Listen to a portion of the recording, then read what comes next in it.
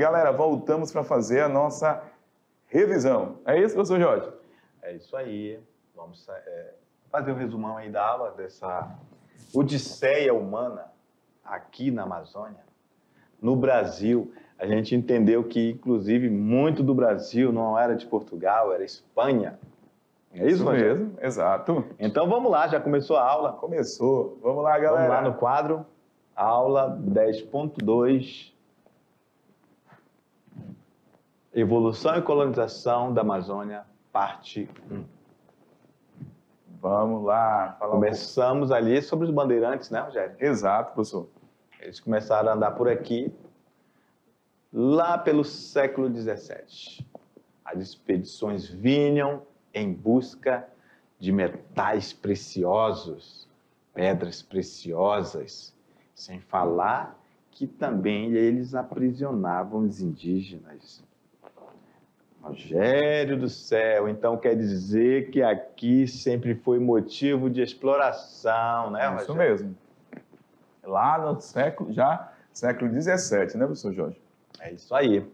Então a gente tem a ideia de que, obviamente, por ser uma região nova para esses povos europeus, aqui eles encontraram algumas coisas que para eles eram novidades, que depois nós chamamos de drogas do sertão. Muito bem. Essas drogas do sertão eram plantas, alimentos, ervas medicinais nativas da região que eram muito bem vistas e caras lá no mercado europeu. Exatamente. Ok? Como a canela, o cacau, a pimenta. É isso? Isso. Beleza. Falamos aí durante a aula sobre a questão do Forte Príncipe da Beira também, que no governo de Luiz de Albuquerque de Melo Pereira e Cáceres, iniciaram a construção do Forte Príncipe em 20 de junho de 1776. Então, olha só, o Alexandre José de Souza, português, ele foi aí, morreu, né, por conta da malária, das doenças tropicais aí também durante esse período. Então, durante esse processo da construção do Real Forte Príncipe da Beira. E o forte foi criado para resolver problemas ali também da segurança, porque aquela área era a área bem próxima do domínio de Portugal e de Espanha. Beleza, aí essas bandeiras, tinha a bandeira de preação. Apareceu esse nome ali? Apareceu. É isso, Rogério? E aí a Muito bem. gente não lembrou de falar para o aluno que era essa captura de indígena para torná-lo escravo. Exatamente. Não é isso? Também. E tinha as bandeiras de prospecção, E aí, que era atrás de ouro e Opa. metais preciosos. Então tinha essas duas bandeiras. são os dois tipos, né, para o aluno guardar essa informação que é preciosa para concurso, professor. Exatamente. Preação e prospecção. É isso. Prospecção, inclusive essa palavra é utilizada até hoje pelos Hoje. geólogos, né, para achar lugares diagnosticados com ouro. Não só os geólogos, mas, por exemplo, quando você vai montar, por exemplo, uma determinada empresa, um shopping, um local, muitas das vezes é preciso fazer a prospecção, o levantamento daquela área para ver se tem mercado consumidor. Então, é uma palavra que utilizamos até hoje. Beleza. Porque mercado consumidor é importante aí para os negócios do capitalismo. Então, para a construção do forte, falamos durante a aula, trabalhadores de onde? São Paulo, também de Belém, Mato Grosso, certo? E a estrutura, olha, 970 metros de muralhas, a gente tinha do perímetro do forte 970 metros, muralhas de 10 metros de altura e 56 canhoneiras, com o propósito realmente de garantir a segurança dessa área territorial. Para a coroa portuguesa. Exatamente. Beleza, aí ó, a gente, falando já do primeiro ciclo da borracha, a gente teve o primeiro ciclo que estava acontecendo ao mesmo tempo que estava na segunda Revolução Industrial. Isso mesmo. O carro já tinha sido inventado e ele estava sendo produzido nos Estados Unidos e Europa. Para lembrar de um grande empreendedor, Henry Ford. Obviamente, se estamos falando de Henry Ford, estamos falando da invenção dele, o carro de marca Ford. Exatamente. Ele aí, o aluno tem que lembrar o seguinte, professor Jorge, que a gente está falando de automóvel agora, os automóveis que precisam do quê? Dos pneus. Diferente lá da ferrovia. Na ferrovia não precisava do pneu, né? Então lá tinha roda em ferro. Agora a gente está falando de segunda revolução industrial. Não só os carros, mas também as bicicletas começaram a surgir nesse período e houve a necessidade de aumentar essa produção da borracha. Perfeito. Vamos lá? Então, Rogério, para se extrair esse látex, não tinha mão de obra aqui. E aí mandaram para cá os arigóis, que eram os nordestinos. E eles estavam fugindo de uma grande seca que teve em 1877. Rogério, essa seca foi um absurdo, Rogério. As pessoas morriam mesmo como mosca. Foi seríssima essa seca lá no Nordeste. Beleza? E é o seguinte, eles ainda tinham um sonho de enriquecer e voltar para o Nordeste rico. Olha, esses meninos. Beleza, não foi o que aconteceu. Inclusive, os próprios bandeirantes também pensavam isso. Quando eles vinham para cá, né, nas bandeiras de prospecção, eles pensavam que aqui era um lugar de fabulosas minas de ouro, Rogério. Era isso que eles pensavam, eles sempre estiveram em busca disso. E tu acredita que tem muitos garimpeiros que têm esse pensamento, que um dia vão achar, principalmente os mais antigos. Sabe disso, né? Uhum. Então, é um sonho, que eu não sei se isso virou mito, né, que veio através do tempo, mas eles já pensavam nisso. Era o famoso Eldorado, né? Depois tornou o Eldorado. Né? Exatamente. Isso mesmo. Beleza. Aí depois, não se tem certo número de nordestino, que estima-se que dizem alguns que foram 300 mil e outros 150 mil que vieram para cá. E aí, obviamente, nós temos aí a imagem do Nordeste brasileiro aqui circulado, dizendo que, mostrando, né, no mapa de onde eles partiram, que foi do Nordeste, e para onde vieram, que foi para a região do Acre, muita borracha aqui, Rondônia, Amazonas, Pará. Por quê? Porque era nessas regiões que tinham as seringueiras. Muito bem. E se fixaram principalmente aí próximo aos rios, né, professor Jorge? Exatamente. E esse ciclo aí deixou muito claro o grande pujança econômica que teve, principalmente em Belém e Manaus. Exatamente. Que a maior parte da borracha extraída aqui dessa região de Rondônia, do Acre, era preparada e enviada para Manaus ou Belém e de lá para o mundo. Isso, e aquela região que é o Acre, falamos também, que se tornou uma situação de litígio, que poderia, inclusive, se tornar uma guerra muito sangrenta entre Brasil e Bolívia, e foi solucionada com um dos maiores diplomatas que o Brasil já teve, Barão do Rio Branco, que, inclusive, é o nome da capital do Acre, Rio Branco. Isso mesmo. É isso? Que tratado foi esse? Foi o Tratado de Petrópolis. Petrópolis, uma cidade lá no Rio de Janeiro, que era a capital do Brasil. Exato. É isso? Fechou, professor. Fechou com chave de ouro, professor Jorge. Beleza? Agora é com vocês aí na atividade. Daqui a pouquinho a gente volta para a correção. Valeu! Tchau!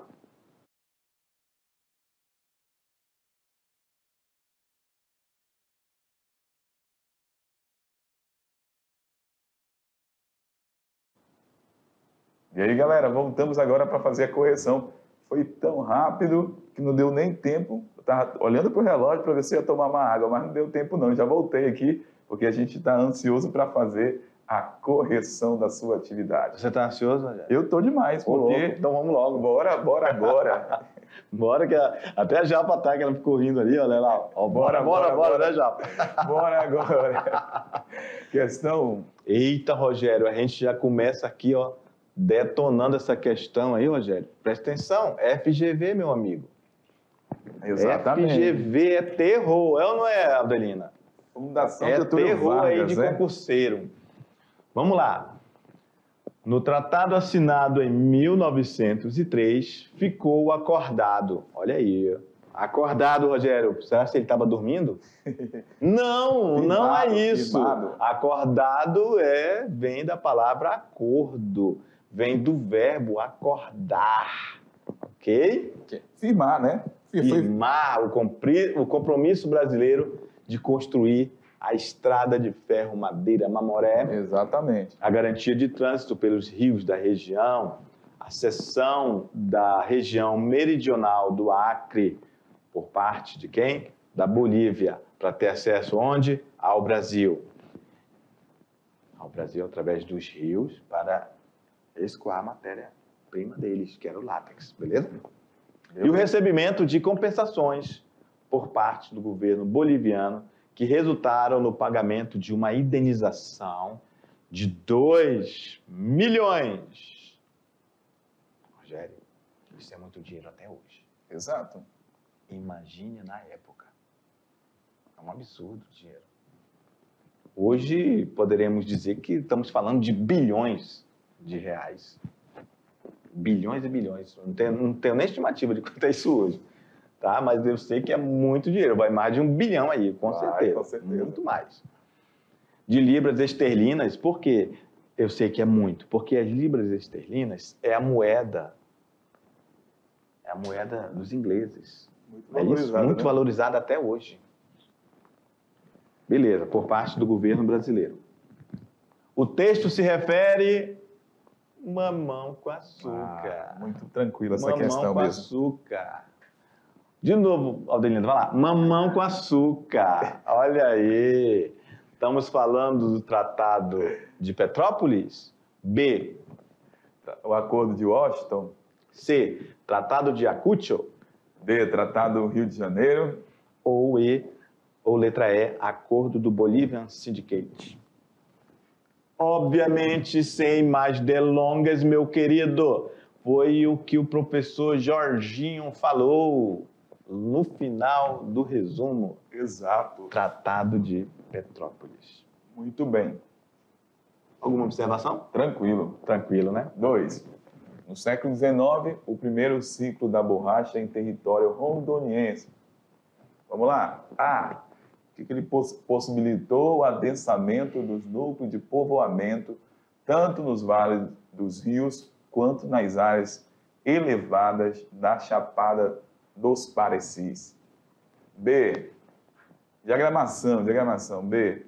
Foi elemento gerador de riquezas que tornaram essa parte da Amazônia Ocidental atrativa para imigrantes europeus. C. Atraiu basicamente nordestinos e bolivianos para o trabalho nos seringais, mas não gerou grandes núcleos de povoamento. D. Concentrou o povoamento na porção centro-oriental do território, criando forte contraste com o restante do espaço rondoniense. E E. Contribuiu para a formação da estrutura demográfica, que viria a se consolidar em meados do século XX. E aí, Rogério? Vamos analisar. Teve problema ali nos seringais do Acre? Sim. Quem é que estava lá? Bolivianos. Boliviano e quem? Nordestinos. Os nordestinos que vieram lá daquela seca que a gente falou. Muito bem. Então, vieram trabalhar nos seringais e gerou realmente um núcleo de povoamento.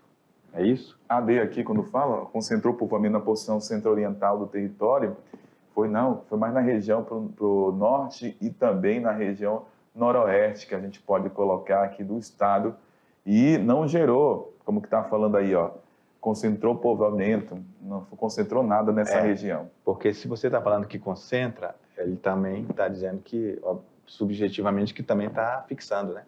E nem contribuiu para uma formação de estrutura que viria a ser condenada, não, porque não gerou muita, vamos colocar, cresceu muito a população dessas terras aqui no período do ciclo da borracha. Eu tenho certeza que nossos queridos alunos... Tranquilo, né? Tranquilo.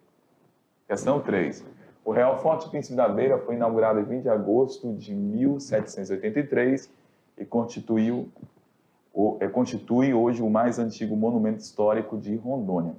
A construção do forte obedeceu aos seguintes objetivos da coroa portuguesa. 1.